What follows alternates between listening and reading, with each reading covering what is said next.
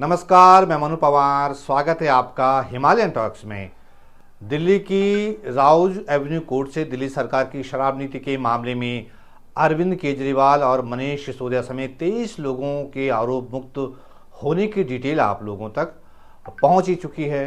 लेकिन मैं इस वीडियो में जो बात आपके सामने रखने जा रहा हूं वो ये है कि केजरीवाल वाले मामले में सीबीआई की जिस तरह से कोर्ट में फजीहत हुई है, उससे हमें अंकिता भंडारी मर्डर केस की आगे की जांच को लेकर फिक्र जरूर हो रही है, क्योंकि अंकिता भंडारी मामले की आगे की जांच सरकार ने सीबीआई के हवाले की है और सीबीआई ने इस मामले में धामी सरकार द्वारा रोपे गए पर्यावरणविद अनिल प्रकाश जोशी की अर्जी पर दिल्ली में एफआईआर भी दर्ज कर ली है।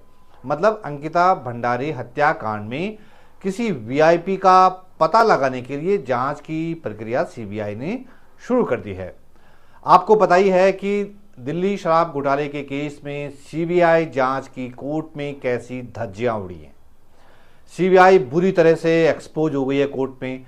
बात यहां तक पहुंच गई कि कोर्ट ने सीबीआई की विश्वसनीयता पर ही सवाल उठा दिए और अपने फैसले में कई बार सीबीआई की क्रेडिबिलिटी के संकट में होने का जिक्र किया और यह भी निर्देश दिए हैं कि सीबीआई की संस्थागत विश्वसनीयता सुरक्षित रहे, इसके लिए कुछ बड़े कदम उठाने जरूरी हैं। कोर्ट ने सीबीआई के जांच अधिकारी के खिलाफ ही एक्शन लेने को कह दिया। हालांकि जांच अधिकारी ने तो जो कुछ किया वो सीबीआई हेडक्वार्टर में बैठे अपने बड़े अफसरों के निर्देश पर ही किया होगा और सीबीआई के उन बड़े अफसरों ने मुमकिन है कि अपने राजनीतिक आकाओं से मिले निर्देश पर ही किया होगा। लेकिन जो भी हुआ है, इस मामले से सबसे ज्यादा नुकसान सीबीआई को ही हुआ है। इस केस ने सीबीआई की इमेज को बड़ा डैमेज करने का काम किया है। लोगों का उस पर जो भरोसा रहा है वो गर्त में चला जाएगा। हैरानी की बात यह है कि दिल्ली में जिस कथित शराब घोटाले का इतना ढोल पीटा गया, एक पार्टी को चुनाव हरवा दिया गया, उस मामले में सीबीआई को कोई साक्ष्य ही नहीं मिल पाई, कोई साक्ष्य ही पेश नहीं कर पाई। मुझे तो चिंता ये हो रही है कि जब विपक्ष के नेता को फंसाने के लिए सीबीआई इतनी कसरत कर रही और हाई लेवल के राजनीतिक संरक्षण के बावजूद फेल हो गई, तो अंकिता भंडारी मर्डर केस में तो सत्ताधारी दल से जुड़े प्रभावशाली लोग ही शक के घेरे में हैं। अंकिता मर्डर केस में जिन दो वीआईपी का नाम हाल ही में उछला है, उनमें तो एक बीजेपी का केंद्रीय स्तर का नेता है जिसका ताल्लुक हरियाणा से है और दूसरा संगठन महामंत्री है जिसका ताल्लुक यूपी के सहारनपुर से बताया जा रहा है। इन लोगों को कैसे सीबीआई न्याय के कटघरे में खड़ा कर पाएगी, ये बड़ा सवाल है। केजरीवाल और सिसोदिया वाले केस में तो सीबीआई को सबूत जुटाने थे, अंकिता भंडारी वाले केस में तो सारे अहम सबूत ही डिस्ट्रॉय कर दिए गए हैं, मिटा दिए गए हैं। वरंता रिजॉर्ट का मालिक और इस मर्डर केस का मुख्य अभियुक्त पुलकित आर्य अंकिता को चीला नहर में डुबोने के बाद अपना फोन नष्ट कर चुका था। अंकिता भंडारी का फोन भी उसने या तो गायब कर दिया था या नष्ट कर दिया था। कोर्ट के फैसले में भी इसका जिक्र है कि इस मामले को अपने हाथ में लेने से पहले पुलिस ने जितनी देर की, तब तक पुलकित आर्य अपने रिजॉर्ट में अंकिता भंडारी के कमरे के सारे फिंगरप्रिंट्स मिटा चुका था। यही नहीं, अंकिता भंडारी के मर्डर के 2 दिन पहले उसने वरंता रिजॉर्ट के सीसीटीवी कैमरे खराब कर दिए थे। उनमें कुछ रिकॉर्ड हुआ ही नहीं कि मर्डर से पहले उस रिजॉर्ट में क्या हलचल थी, किस तरह की गतिविधियां थी, वहां क्या कोई वीआईपी पहले से ही आया हुआ था या नहीं आया हुआ था। इसका कोई सबूत नहीं है। अंकिता भंडारी के कमरे में बीजेपी की विधायक रेणु बिष्ट के सौजन्य से बुलडोजर चलवाया जा चुका है। तब धामी साहब ने भी बुलडोजर चलवाने का क्रेडिट लिया था। मतलब बचे खुचे सबूत भी नष्ट हो चुके होंगे इस मामले में। उसी दौरान वरंता रिजॉर्ट में रहस्यमय तरीके से आग भी लग गई थी, तो इतने सारे सबूत ध्वस्त हो चुके हैं। केजरीवाल मामले में सीबीआई की जांच पर जो तल्ख टिप्पणियां कोर्ट ने की हैं वो हमें अंकिता भंडारी केस में और भी परेशान कर रही हैं। दिल्ली की कोर्ट ने अपने विस्तृत आदेश में सीबीआई की जांच को पूर्व नियोजित और योजनाबद्ध बताया। मतलब पहले से तय था कि किस किस को फंसाना है और किस तरह फंसाना है।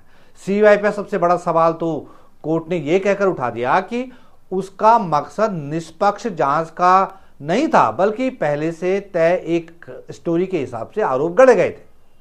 अब आप कोर्ट के इस कमेंट को अंकिता भंडारी वाले केस की जांच के मामले से जोड़कर देखिए। यहां तो पहले से ही दिल्ली से लेकर उत्तराखंड तक सत्ताधारी बीजेपी के दो बड़े नेता शक के घेरे में हैं। जिन वीआईपी की जांच सीबीआई को करनी है उनका नाम तो पहले ही पब्लिक डोमेन में आ चुका है। खुद बीजेपी के भीतर भी उन नामों की चर्चा दबे छुपे होती रही होगी और कुछ समय पहले बीजेपी के पूर्व विधायक सुरेश राठौर और उनकी कथित दूसरी पत्नी उर्मिला सनावर के बीच की जो कॉल रिकॉर्डिंग सबके सामने आई, उससे सारी चीजें पब्लिक में आई चुकी हैं। तो अब सवाल यह है कि जब सीबीआई पर कोर्ट ने यह सवाल उठा दिया है कि उसका मकसद निष्पक्ष जांच करना नहीं था, तो हम क्या माने? क्या अंकिता भंडारी मर्डर केस में भी ऐसा ही तो नहीं होगा? क्या सीबीआई निष्पक्ष रह पाएगी? क्या वो बगैर किसी पॉलिटिकल प्रेशर के अंकिता भंडारी मर्डर केस की जांच कर पाएगी? क्या वो सत्ताधारी दल से जुड़े वीआईपी पर हाथ डालने की जरूरत कर पाएगी? केजरीवाल वाले केस का कोर्ट में जो हश्र हुआ उसके बाद तो सीबीआई पर यह भरोसा भी डगमगाने लगा है। अंकिता केस में जिन परिस्थितियों में जांच सीबीआई को सौंपी गई है वो भी कम संदेहास्पद नहीं है। इस मामले में जो पीड़ित पक्ष है यानी अंकिता के माता पिता हैं, उनकी अर्जी पर कार्रवाई करने के बजाय सीबीआई की जांच धामी सरकार द्वारा आगे किए गए एक व्यक्ति अनिल प्रकाश जोशी की अर्जी पर हो रही है। तो इस मामले में सीबीआई की जांच की शुरुआत ही संदिग्ध हालातों में हो रही है। वैसे अंकिता भंडारी मर्डर केस में किसी वीआईपी की मौजूदगी का पता लगाना तो सीबीआई के लिए किसी अग्नि परीक्षा से कम नहीं होने वाला है, क्योंकि अगर इस मामले में वो वीआईपी वही हैं जिन नेताओं के नाम सामने आए हैं तो उसमें सिर्फ वो दो नेता ही नहीं फंसेंगे, उत्तराखंड की पुष्कर सिंह धामी सरकार भी सवालों के घेरे में होगी। क्योंकि अगर वो बाहर के नेता उत्तराखंड में अय्याशियों में लिप्त थे, अगर वो नेता अंकिता के साथ हुए गुनाह में लिप्त थे तो उनको सरकारी संरक्षण मिलने का मामला भी उठेगा। जाहिर है सीधे सवाल सीएम धामी पर उठेंगे। सवाल उठेंगे कि क्या अपनी सरकार को बचाने के लिए धामी उन नेताओं को बचा रहे थे। लेकिन ये तब की बात है जब CBI Ankita Bhandari murder case में उन रहस्यमयी वीआईपी का भंडाफोड़ कर देगी। असल सवाल तो यही है कि क्या सीबीआई की जांच ऐसा कर पाएगी? क्या दिल्ली में कथित शराब घोटाले वाले मामले में अपनी भद पिटवा चुकी सीबीआई वाकई अंकिता भंडारी मर्डर केस में निष्पक्ष जांच कर पाएगी? क्या सीबीआई वो सबूत किसी तरह जुटा पाएगी जो सबूत अंकिता भंडारी मर्डर केस में वीआईपी को बचाने के लिए नष्ट किए जा चुके हैं और जिन सबूतों को लेकर उत्तराखंड पुलिस और एसआईटी ने जहमत नहीं उठाई? सवाल तो यह भी है कि क्या सीबीआई की जांच उत्तराखंड में 2027 के विधानसभा चुनाव से पहले तक किसी अंजाम तक पहुंच पाएगी या नहीं पहुंच पाएगी? जाहिर है सवाल बहुत से हैं। अब तो सीबीआई की क्रेडिबिलिटी का भी मामला है। लेकिन जब सीबीआई के राजनीतिक आकाओं को हुई देश की सबसे प्रोफेशनल जांच एजेंसी की विश्वसनीयता की फिक्र नहीं है तो भला कोई और क्यों करेगा? इसीलिए अंकिता भंडारी मर्डर केस में सीबीआई की आगे की जांच पर नजर है कि ये जांच सच सामने लाने के लिए होगी या किसी को बचाने के लिए। तो देखते हैं आगे क्या होता है। फिलहाल इतना ही। लेकिन उन व्यूअर से एक निवेदन है जो कि मेरे YouTube चैनल पर पहली बार आ रहे हैं और जो अभी तक मेरे चैनल को सब्सक्राइब नहीं कर पाए हैं, कृपया फटाफट सब्सक्राइब कर लीजिए और बेल आइकन पर क्लिक करना नहीं भूलना है। आप सब्सक्राइबर बटन के बगल में ज्वाइन बटन दबाकर भी मुझसे सीधे जुड़ सकते हैं।